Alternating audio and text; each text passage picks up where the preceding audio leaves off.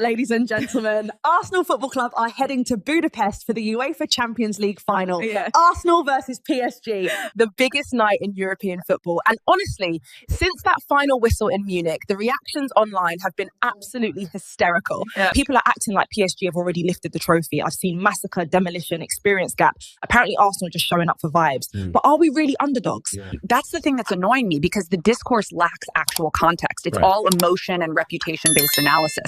Let's break this down properly. Bayern Munich lost only T2 matches in the entire Champions League campaign, and both teams who beat them are now in the final. Arsenal beat them. PSG beat them. Yet somehow only one side is being framed as elite while the other is supposedly lucky to be here. That logic makes absolutely no sense. And if we're being completely honest, Arsenal's route to this final has demanded an unbelievable level of tactical discipline. Exactly. People are forgetting the caliber of opposition Arsenal have neutralised this season. 3 matches against Atletico Madrid.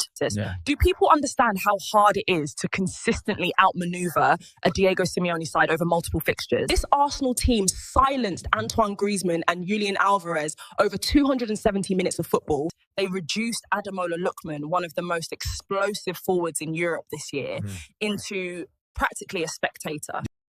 That doesn't happen accidentally.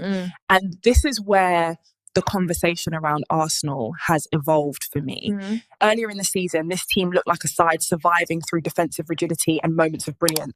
Efficient, yes. Dominant, not always. But these last few matches, this is different football. Now we're seeing fluidity, verticality, aggressive progression, faster transitions. For the first time all season, Arsenal actually looked like a complete elite side rather than a defensively elite side trying to figure out its attack. But there's finally synergy between midfield structure and attacking movement.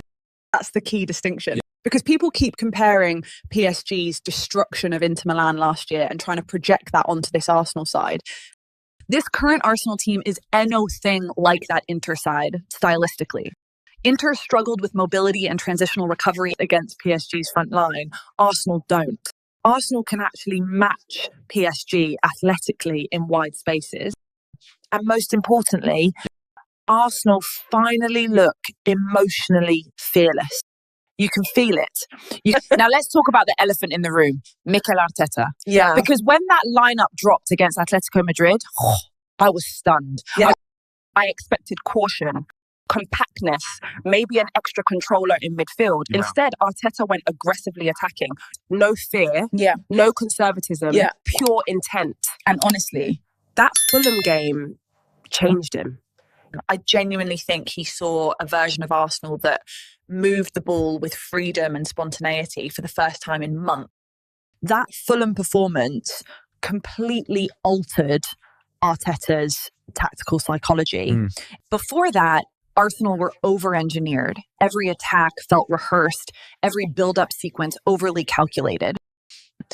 But after Fulham, Arteta finally loosened the reins. And the irony is, had this tactical liberation happened earlier in the season, Arsenal probably run away with the Premier League. Absolutely. Top clubs cannot rely forever on defensive perfection. Eventually, opponents study your patterns, they adapt, they target your build-up weaknesses, and Arsenal are becoming predictable. The brilliance of Arteta lately is that he's realised elite coaching is not just about principles, Nang, it's about adaptability. The old Arteta would have stayed loyal to structure no matter what. This new Arteta is reacting dynamically to what his players actually need. That's growth. Can we talk about Miles Lewis-Skelly? Because, wow, this boy has changed the entire rhythm of Arsenal's football. And I don't even think people fully understand why yet.